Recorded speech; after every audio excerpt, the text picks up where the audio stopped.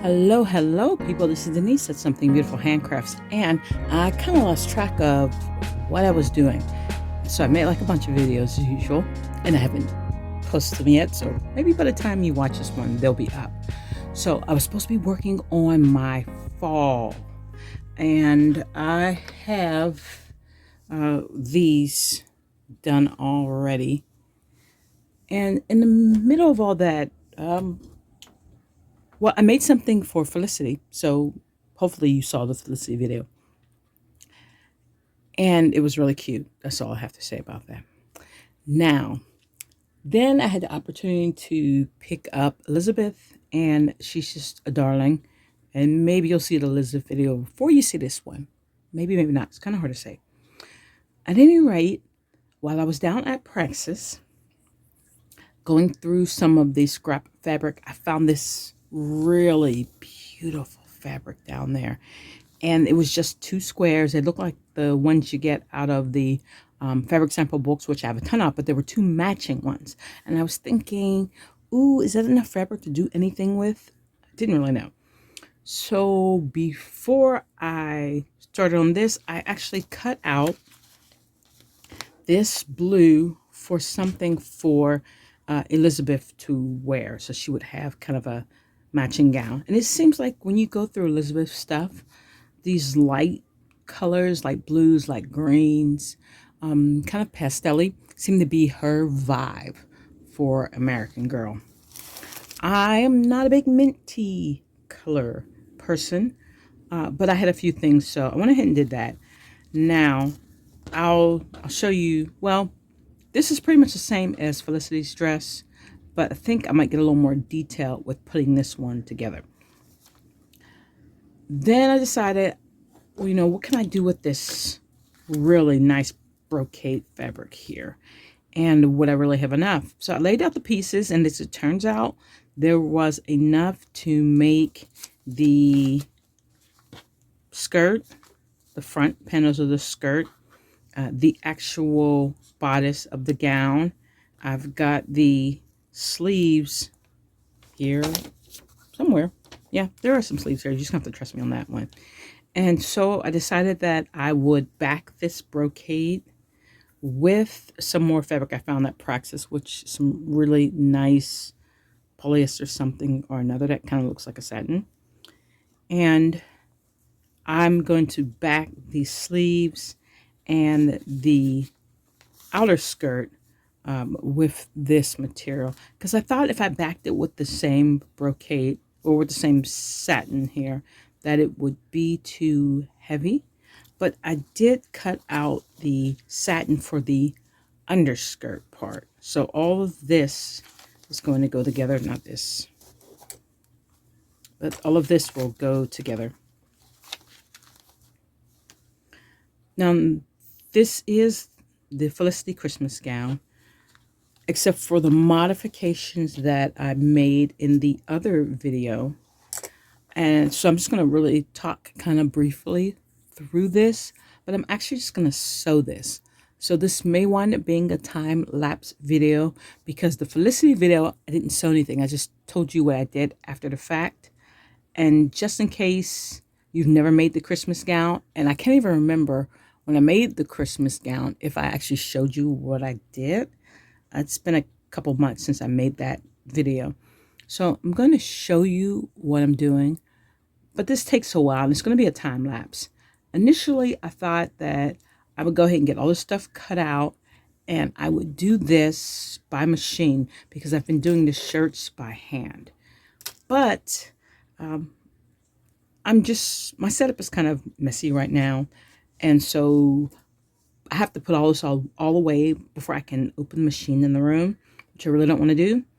And there's just something really nice and relaxing about doing it by hand versus the machine. And that particular machine is not the easiest one to control. It's a knee pedal and it flies. Also, the main reason why I am hand sewing is because since all of these lovely shirts are so many different colors, I would have to change the bobbin after every shirt, and first of all, I just don't have enough bobbins. And secondly, there's not a lot of yarn on these spools. So then I'd have to figure out how much of the bobbin I would need. I put it on there. I get it off the spool. It was so much easier for me just to hand sew them. So I'm thinking, for the most part, this is going to be, it won't be faster, but it will be easier for me to go ahead and hand sew. So I'm going to go ahead and separate these guys into their perspective piles because there's two different dresses here. And I am going to work on this one first. I still have to cut out. Oh, you know what? I don't think I will. I think I'm going to put lace around these ones. This one. So it'll just be a different style. I'm going to set that off to the side. And I have a few more stitches to go in the other shirt. And then I'll get started. So warning, this video is going to be really long. It can't be helped. That's the thing about actually working through the videos. Okay, so here we are with all our pieces cut up. Now, this is supposed to be Felicity's Christmas dress, except it's been modified because Felicity's actual Christmas dress is more like a French gown. And in order for it to be historically accurate, it needs a sack back. It needs some other things too. And I decided not to convert that one into a sack back. Not yet. I have some other thoughts. I'm much more interested actually in the English gown. And I want the gown to be a front closure. So if you've seen the previous Felicity video, which should come out before this one, you will have seen that. So I modified this Christmas dress for that purpose. So it sort of still is. Now, if you have the Pleasant Company patterns and you haven't used them, go for it. Make that Christmas gown. It's really pretty. And this is my modified version. I have all these spools. You can see them along the side here. All these different spools of thread. And that is one of the reasons that I decided to do these by hand, is for all those different color threads. And now I'm realizing that I just misplaced the needle. Gotta go find it. Okay, so I'm back. I got the needle. At any rate, I have all these different colors of thread, and I wanted to match the thread with the clothing. I don't always do that. A lot of times I just use the big spool of white. There's a white, a red, a very pale blue, and a really nice creamy yellow. And a lot of times with the machine stitching and the way I'm doing things, you can't actually see them. But in these cases, for the ones I'm doing now, you can see them because I'm doing a lot of the top stitching. And so I wanted to have the colors that were as close to match, but I really didn't want to wind all these bobbins for like one shirt because they're all, well, all these shirts were all different colors. So I'm putting to use all of these bobbins, and these are some, I'd probably say they're vintage wooden bobbins, and they were with a bunch of stuff that was donated to Praxis, and I'm basically the only one who does a lot of sewing down there at this point, so they were very useful to me. Okay, so I've got this one for the blue, and my pin cushion is, of course, across the room. This one for the burgundy, and this one for the creamy yellow.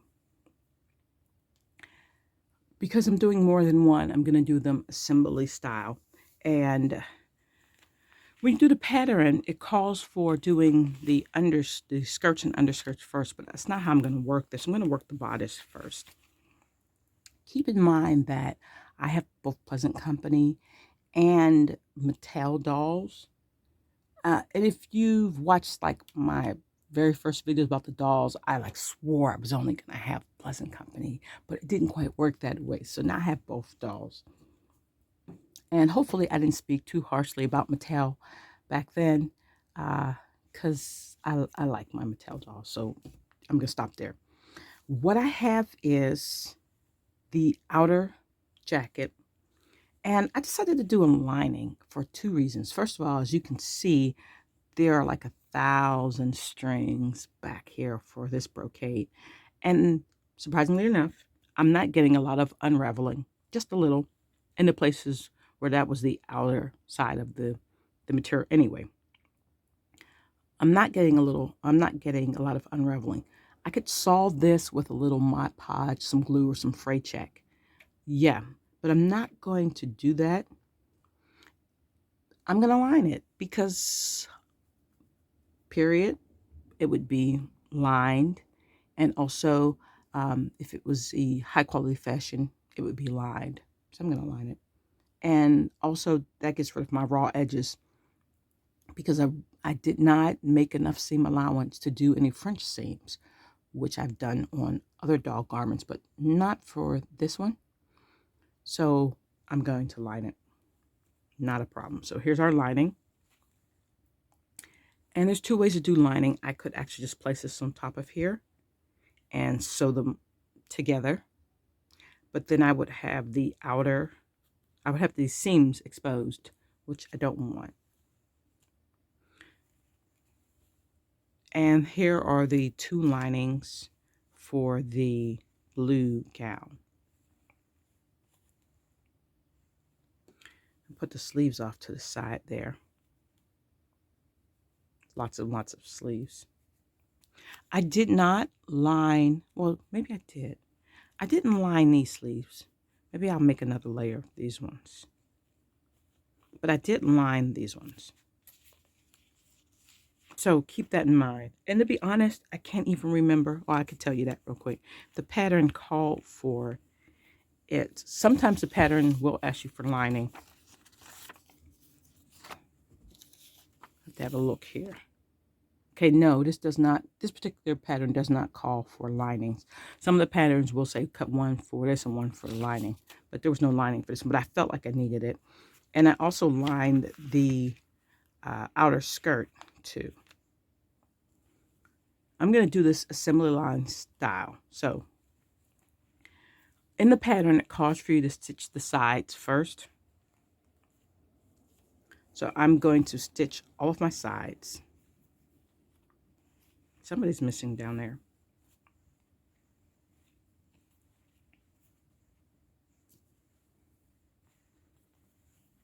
Okay. I don't think you really need to see me do this, but just in case you do,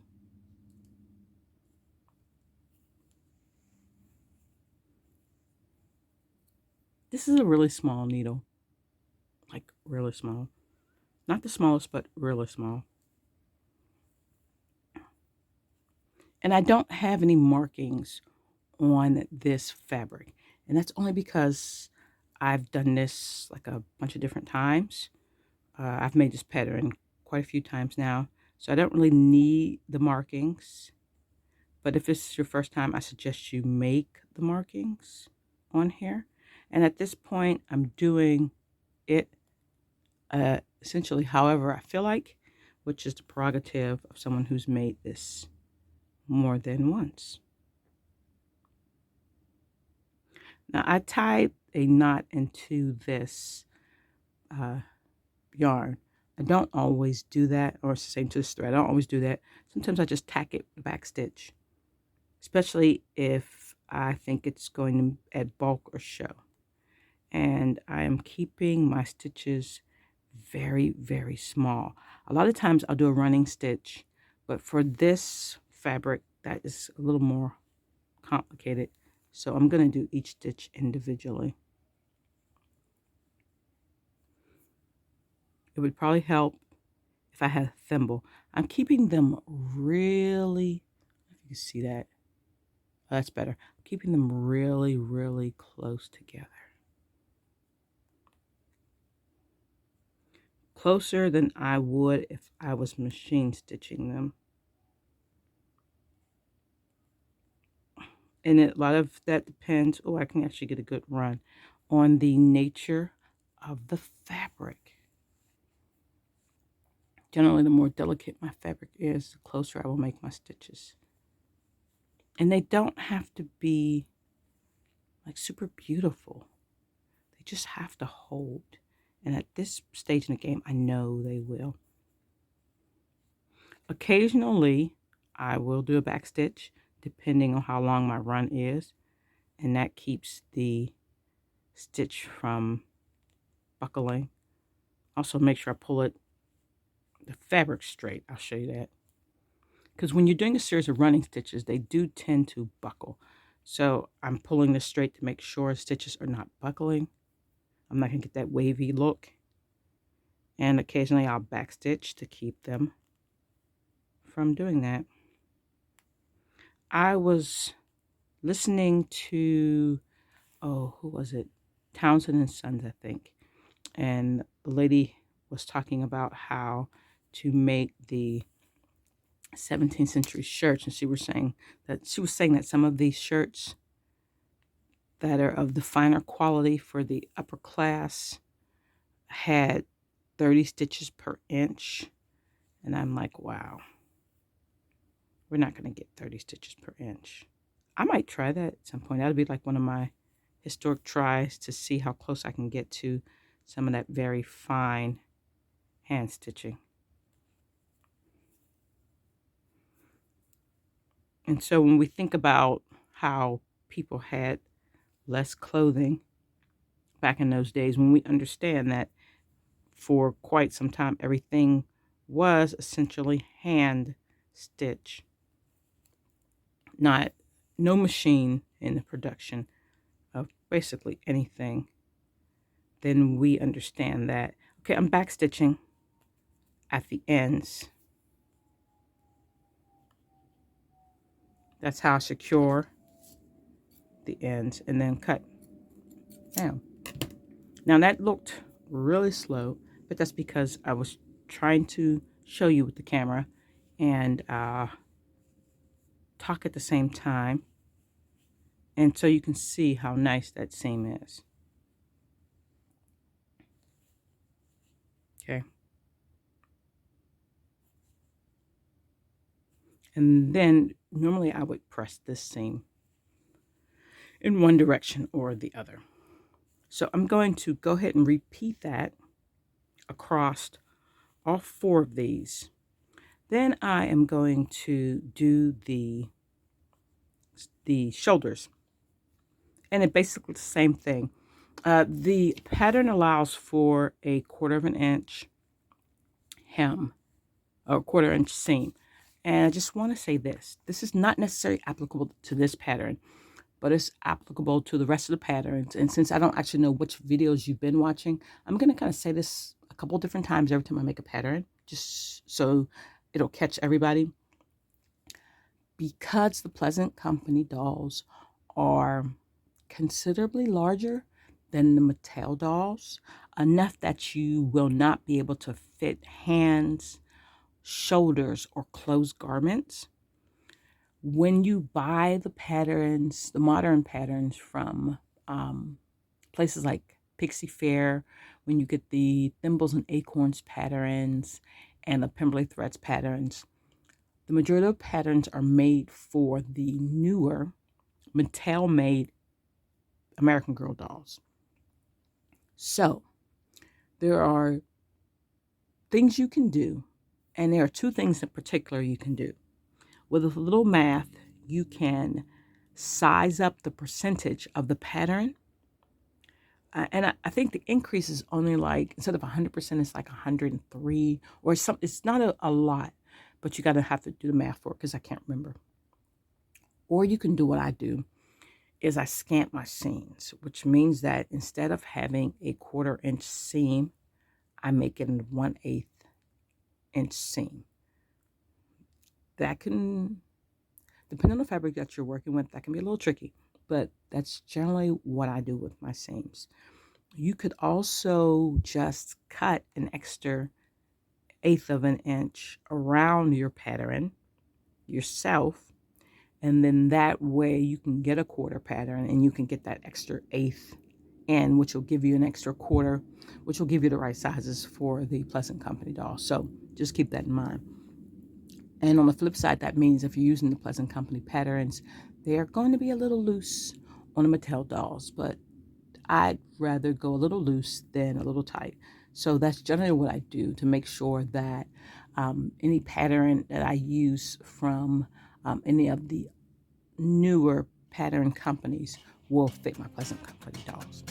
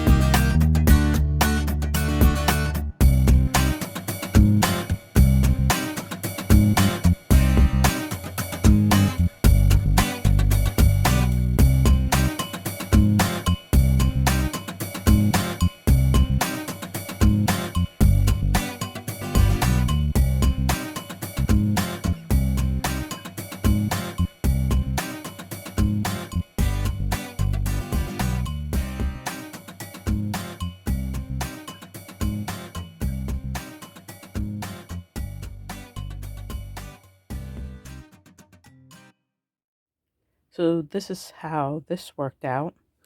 I turned these to face right sides together and stitched around the front, around the neck opening, across the back, and around to the other side. Then I just fold them out and they look like this. Now notice I did not stitch around the arm's eye or the sides, and that's so I can put the arms and the sleeves in flat. Now there are other ways to do this. I could have done the whole piece, then attach the sleeve and pull them inside out and all that kind of stuff. I've done that with the linings of people size jackets. But in this case I didn't, because I'm not worried about the bottom of the sleeve being finished and contained inside, because I'm going to put the cuffs around the sleeve. So this is a nice, quick, and easy method. And I still have the pins in because I need to press this down all around the sewn edges. And I may top stitch this. It depends, but I may top stitch it. So now I'm going to go ahead and pin the sleeves to the jacket of, or to both these jacket bodice pieces. Turning the cuffs with a very narrow hem. Try to forgive me for that. Something went awry while I was turning. At any rate, just a really small turn. And I just kind of push that along as I go. Now, I know someone's going to say to me that that there's a foot for this on the machine. And yes, of course, I know that. And I have that foot. I have several of the narrow hemmers for my machine, but I'm not doing this on the machine. And there's a couple reasons why. And this is the way I'm doing it.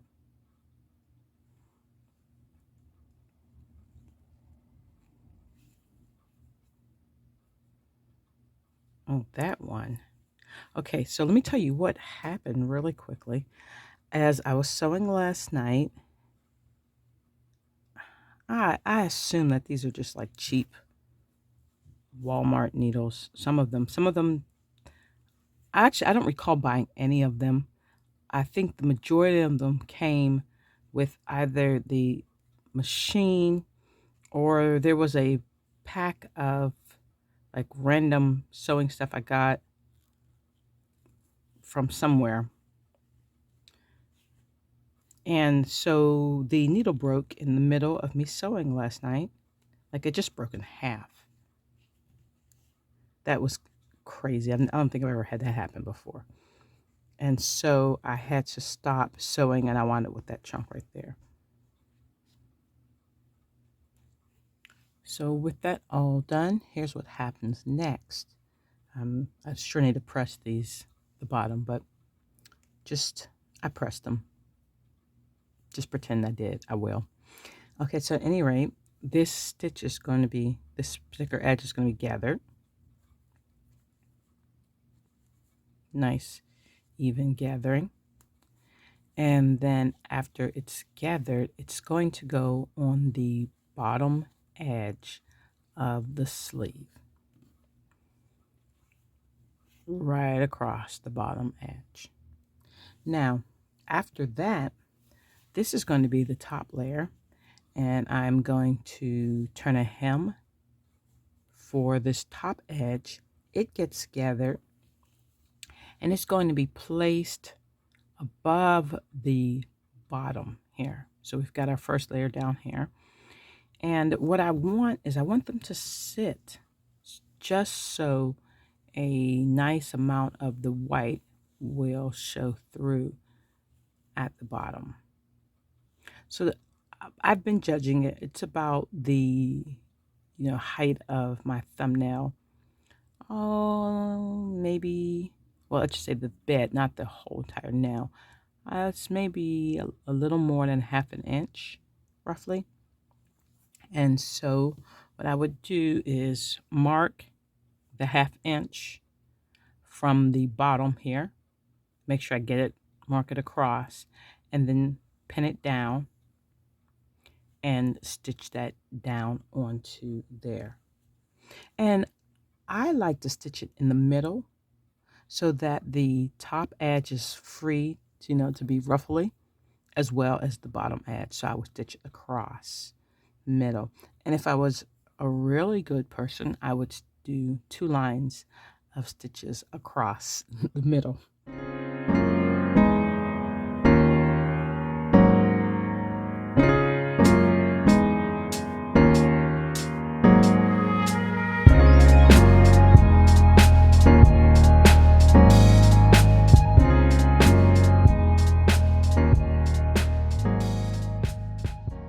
So you're probably thinking, did I misspeak? Why am I putting the skirts together and not putting the sleeves on the bodice? And basically that is because I want to put the sleeves on the bodice by hand and then come back and stitch on the machine. I can do that later in the evening when the house is quiet. So while I have machine time, I'm going to go ahead and sew these 2 pieces together for the hem. And then I'm going to turn it up and top stitch across the hem. Then I'm going to do the pleats across the skirt and then stitch those together. And that's how I'm going to handle the 2 overskirts that get the lining. And then I'm going to do the pleats for the underskirts and put those together. I switched to the machine because I needed to speed things up. Had a few things needed to get done today. And so you can see how the double ruffle is attached right here for these 2 sleeves for a blue dress, and the lace attached here for the yellow gown. So now I'm going to go ahead and put the skirts together. Sleeves are matched up on this one. It's pretty much how it goes. Pull out the pins and keep from it shifting too much while I'm sewing. And actually it's pretty wide, but I'm still going to go ahead and hand sew this one in particular because I've already changed the bobbin out a couple different times, and I'll hand sew the others. I realized I made a mistake on this one. What I should have done is sewn up the entire lining and then the entire outer, and then put them on top of each other and sewn them so you wouldn't be able to see the seams on the side. But I got sleepy, and you really just should not sew when you're sleepy. So I'm not going to take it apart. So I'm just going to sew like this. It'll be all right. Once I sew down the sides, then I have to fold back the facing to the front, and I'm going to top stitch the whole thing after I put the rest of it together. So I remembered this time, and this is what's supposed to happen. I have the outer and then the lining on the inside. They get pinned inside each other, they get stitched, and then they get pulled inside out. And bam, there you go. So what's going to happen is these are pinned at the top just to keep them from shifting. And then I'm going to stitch all around the bottom here. Then I'm going to take these pins out, turn them inside out, fold back the edges where the pockets, or where it's open for the pockets, and then put the waistband on, and the waistband will cover across the top. Then I may or may not top stitch around the bottom. Probably will wind up top stitching around the bottom. I just have to decide what color, since this is a 3-color underskirt.